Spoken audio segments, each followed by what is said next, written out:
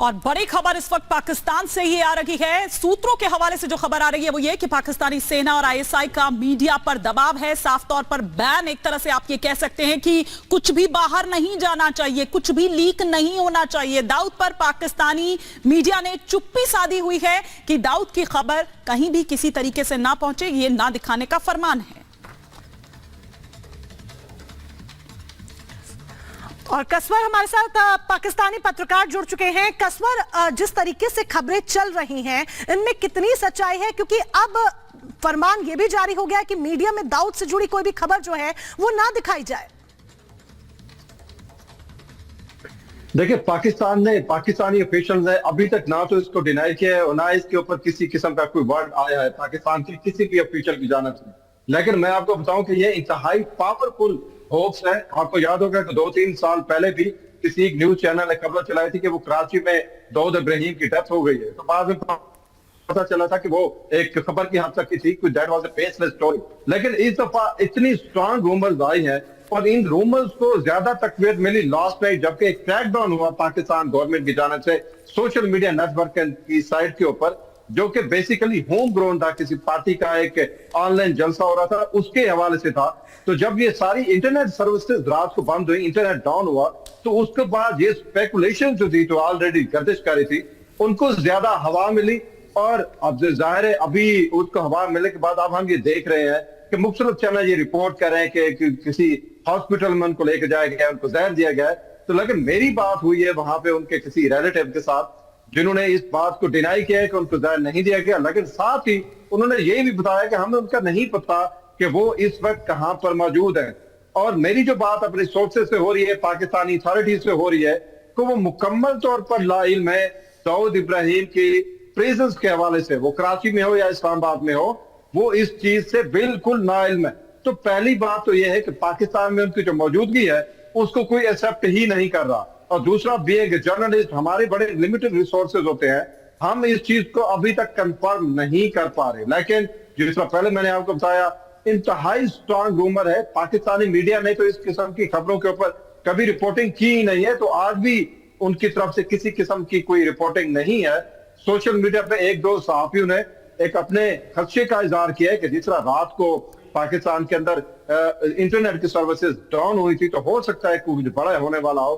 कुछ सहाफी दोस्त ये भी कह रहे थे कि शायद दाऊद को लेके या कुछ इस किस्म की कोई बड़ी स्टोरी हो सकती है। हो सकता है पाकिस्तानी गवर्नमेंट जो है वो नहीं चाह रही कि इस किस्म की न्यूज बाहर निकले, इस किस्म की जस्ट स्पेकुलेशन थी।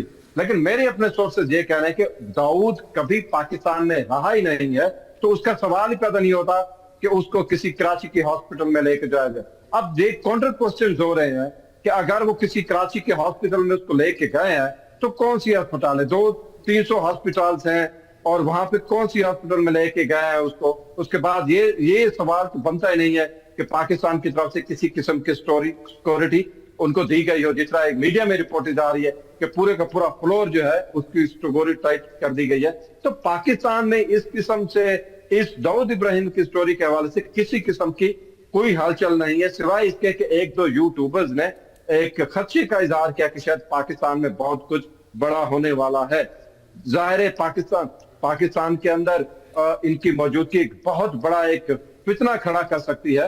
और इंडिया की गवर्नमेंट ने 3-4 साल पहले भी पाकिस्तान की गवर्नमेंट को एक डोजियर दिया था, जिसमें उन्होंने दाऊद इब्राहिम के 7 पॉसिबल एड्रेसेस मेंशन किए थे कि इन में से किसी एक एड्रेस के ऊपर दाऊद इब्राहिम हो सकते हैं। तो उस वक्त पाकिस्तान की गवर्नमेंट में जान पीन की थी। और मैं वो वाहिद पहला सहाफी था जो इन 7 पत्तों के ऊपर, मैंने कराची ट्रेवल किया, मैंने इस्लामाबाद रावलपिंडी किया, मुझे इन 7 पत्तों के ऊपर कहीं भी उनका कोई क्लू नहीं मिला।